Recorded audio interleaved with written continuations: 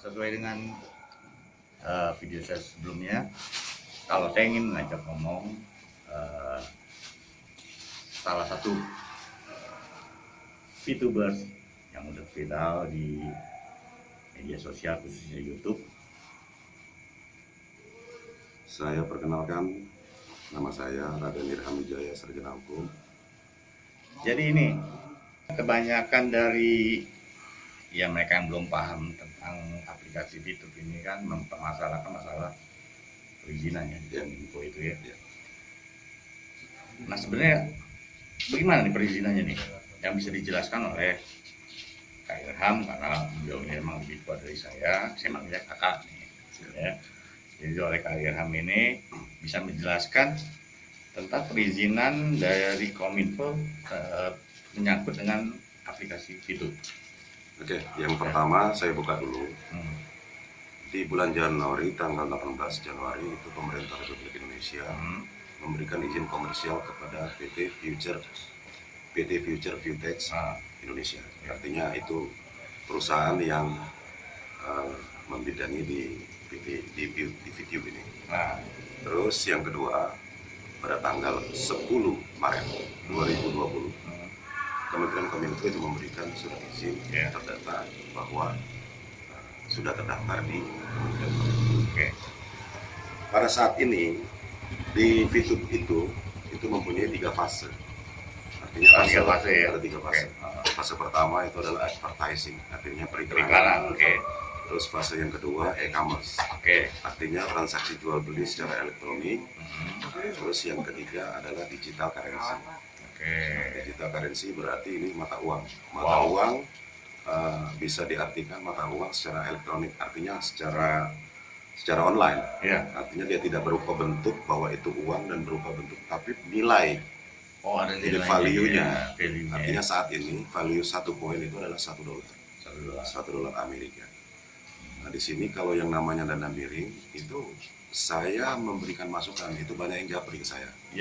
Artinya di seluruh Indonesia ini mungkin rata-rata ada yang japri dari Pekanbaru, dari Kalimantan, dari Sulawesi, apalagi dari Sumatera Selatan sendiri.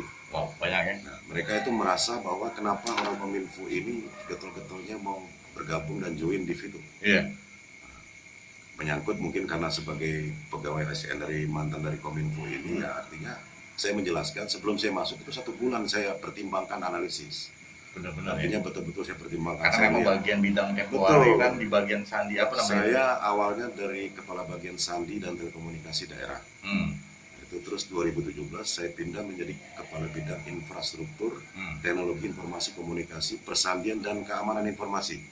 Artinya memang kerjaan saya sudah memang membidangi. Artinya kalau awalnya saya selama sebulan saya cari tahu dan analisis, kalau ini abal-abal dan tidak punya izin dan ilegal, makanya dari awal saya tidak akan masuk. Tidak mau ikut campur, karena itu tadi mereka pernah bilang di vlog pertama kemarin hari ini, menyatakan bahwa awalnya Pak Irham itu mungkin ikut-ikut aja, pengen populer atau pengen viral. Saya nggak mau viral-viralan. Saya punya channel YouTube tapi saya tidak pakai. Artinya kenapa? Silakan para YouTuber untuk menggunakan saya cuma akan memberikan masukan. Kalau yang miring, kita ibaratkan contoh aja, salah satu bisnis yang namanya dalam jangka waktu kurun waktu 6 bulan sampai 8 bulan sudah mencapai hampir 13 juta pengguna. Itu saya kira mungkin sesuatu yang booming. Karena sesuatu yang booming. Artinya booming itu mereka kalau seandainya sudah tahu bahwa dari awal ini ilegal, tidak akan nambah. Tidak akan nambah penggunanya. Paling mentok ratusan ribu. Kita ya buktikan yang lama-lama lah. Yang apa istilahnya tuh bisnis-bisnis yang lama yang kita tahu 1 tahun mungkin cuma 1 juta.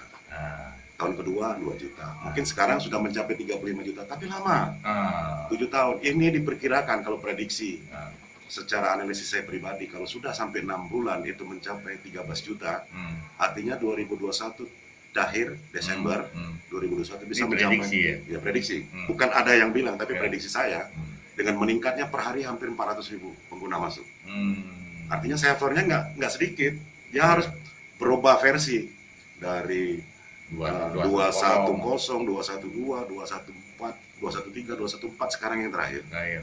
itu menyatakan bahwa betul-betul servernya itu membuat big data ini supaya terangkum menjadi satu, sehingga ya kalau servernya yang abal-abal, yang di bawah target, yang istilahnya tuh yang tidak bisa merangkum 400.000 masuk, selesai. Jadi artinya silakan bagi yang punya nada miring, itu artinya kita tidak membatasi. Silakan, itu hak mereka, dan walaupun mereka bilang bahwa VTube itu negatif, silakan. Kita tinggal menunjukkan bahwa prediksi saya 2021 Desember itu pengguna sudah bisa mencapai 50 juta. Prediksi saya loh, pribadi loh.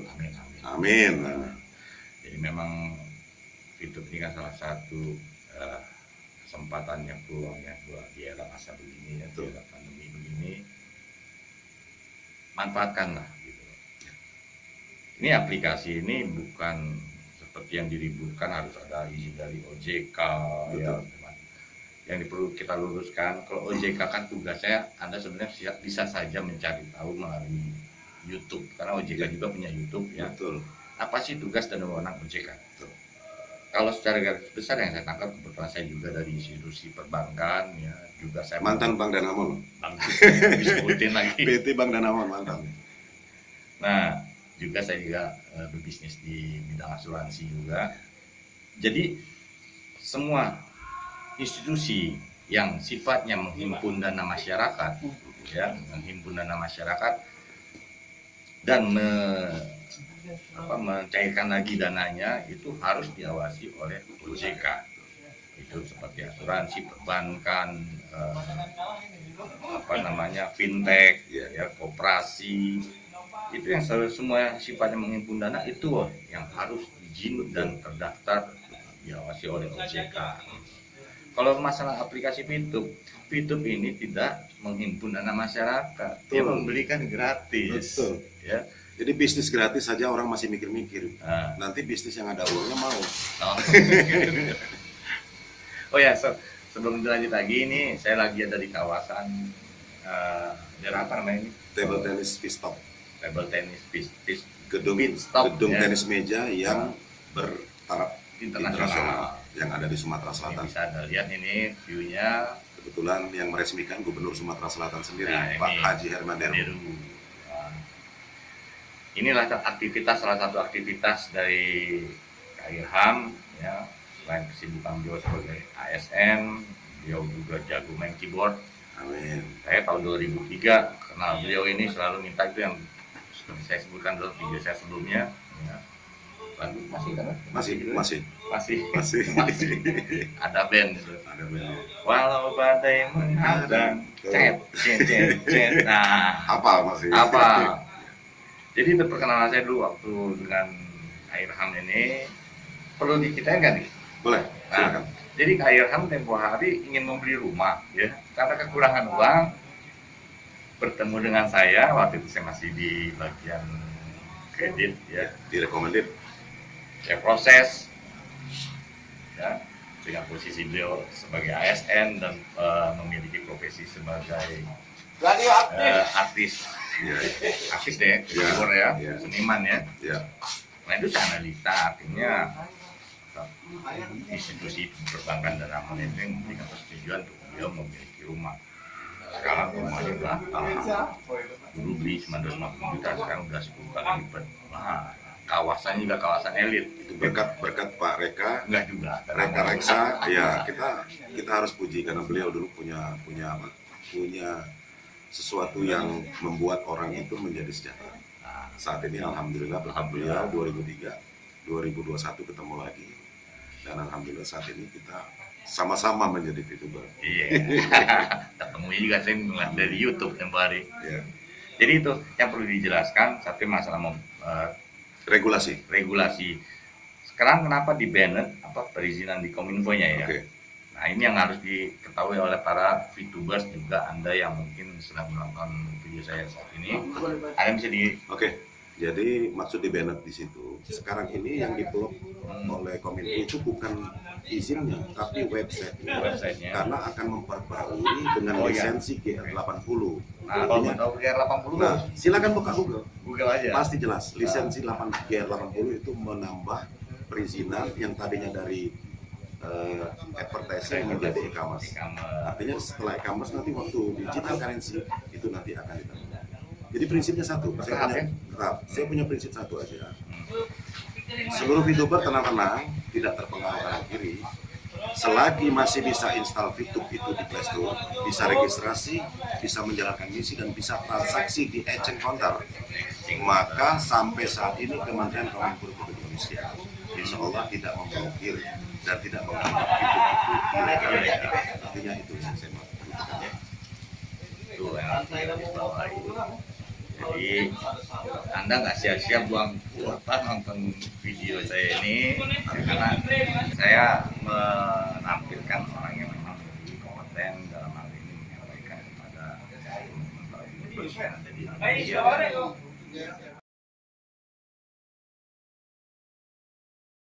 Banyak pengaduan masyarakat yang menyatakan bahwa VTube itu ilegal. Artinya masyarakat itu merasa bahwa mungkin karena tingkat viral boomingnya VTube, maka mungkin kita nggak ngerti ya, yang namanya orang viral dan populer itu pasti banyak hambatan, dan mereka mengadukan pengaduan ke OJK bahwa VTube itu bodong dan ilegal dan menipu. Nah, jadi artinya mereka tidak mengetahui karena mereka tidak join di VTube. Harusnya sebelum dia ngomong ke OJK, dia join dulu, dia install dulu di Play Store. Kalau dia nggak suka, diskusi, dia nggak suka, uninstall. Tidak ada yang dirugikan. Uang dia tidak kita minta, dan juga VTube tidak pernah meminta uang kepada seluruh. Tapi ngomong VTube dapat duit dari mana?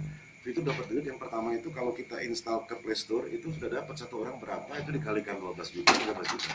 Itu artinya berapa harga YouTube yang kalau kita install, itulah harga VTube. Nah, tuh salah satu.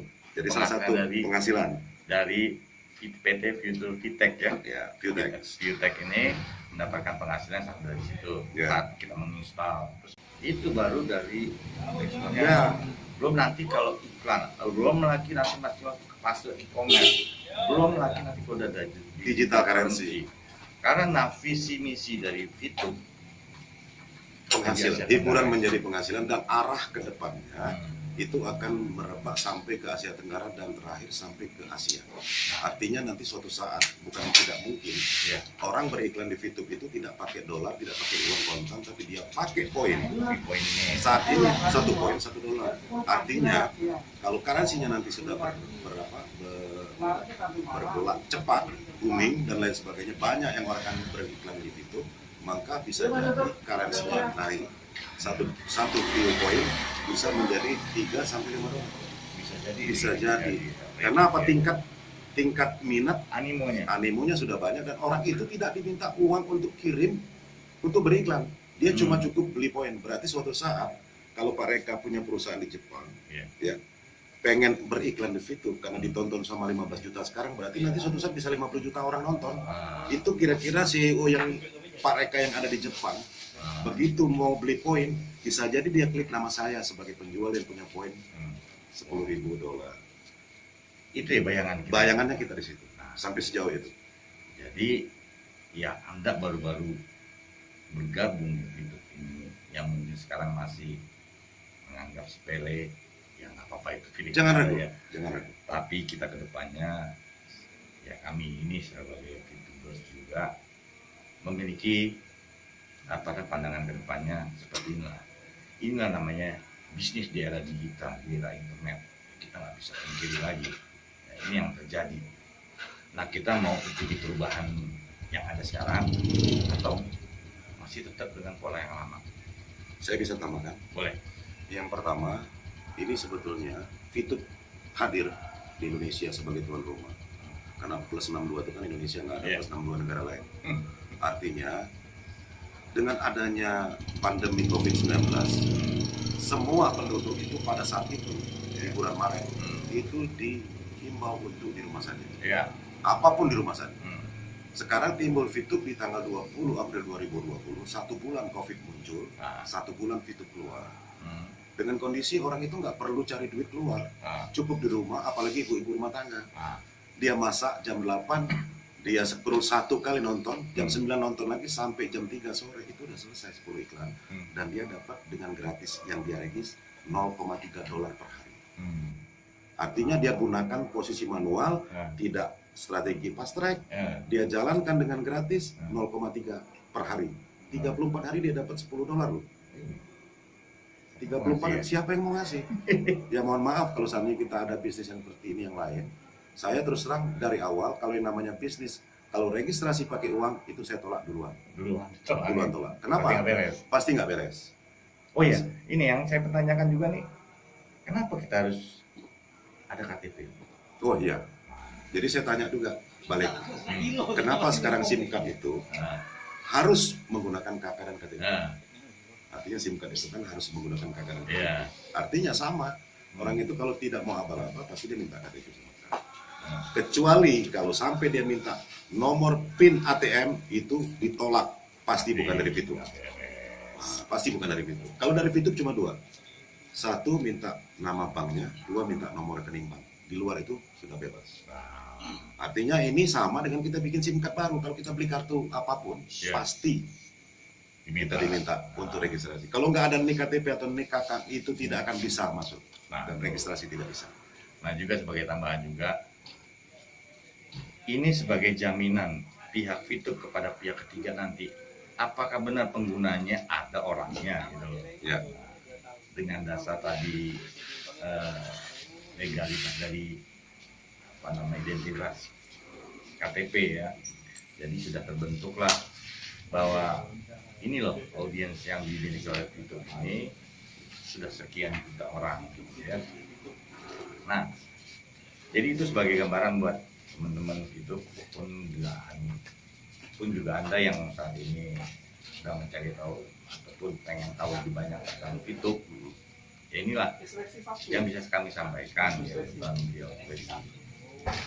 Pernah sebagai yang membidangi infrastruktur, teknologi dan informasi komunikasi. Sebagai referensi, jika ada orang yang menanyakan ya silakan nanti bisa menghubungi atau komentar di dalam video saya ini. Nah, seperti yang kita tahu juga, foundernya Jack Gue ini kan, Jack Gue ini CEO-nya orang Malaysia ya. Orang Malaysia. Kenapa nggak buat di Malaysia? Malaysia mayoritas penduduknya cuma berapa juga? Indonesia kan 200. Itu enggak semua. Kalau sekarang 260, 6 bulan sudah bisa mencapai 13 juta. Jadi karena pasaran market share-nya lebih gede di Indonesia. Makanya Jack Gue mungkin memilih membangun bisnisnya di Indonesia. Jangankan Jack Gue, orang-orang Korea juga banyak yang belajar bahasa Indonesia, supaya banyak viewersnya buat nonton YouTube tuh. Ya. Jadi banyak orang-orang di luar melihat ya satu mereka belajar bahasa Indonesia ya karena apa? Diprediksi ini Indonesia ini menjadi negara raksasa juga internet ini. Penggunanya sudah luar biasa. Jadi manfaatkan sekarang ini buat teman-teman yang belum paham atau pernah dikenalkan tentang Fitur, segera hubungi orang yang mengenalkan Fitur ini. Sponsor.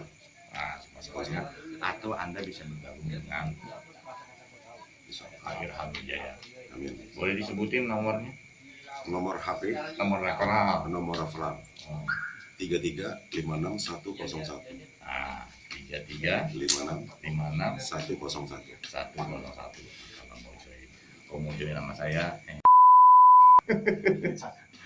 Jadi itu aja buat teman-teman VTuber ya yang udah nonton video saya ini.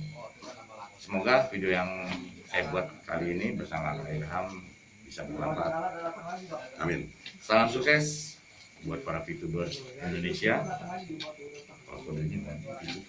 Bravo VTuber Indonesia.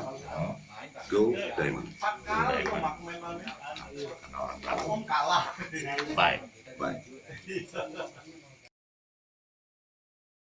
Ini satu sesi sudah. Apa? Satu sesi nih sudah bisa bagi 3 nih berarti.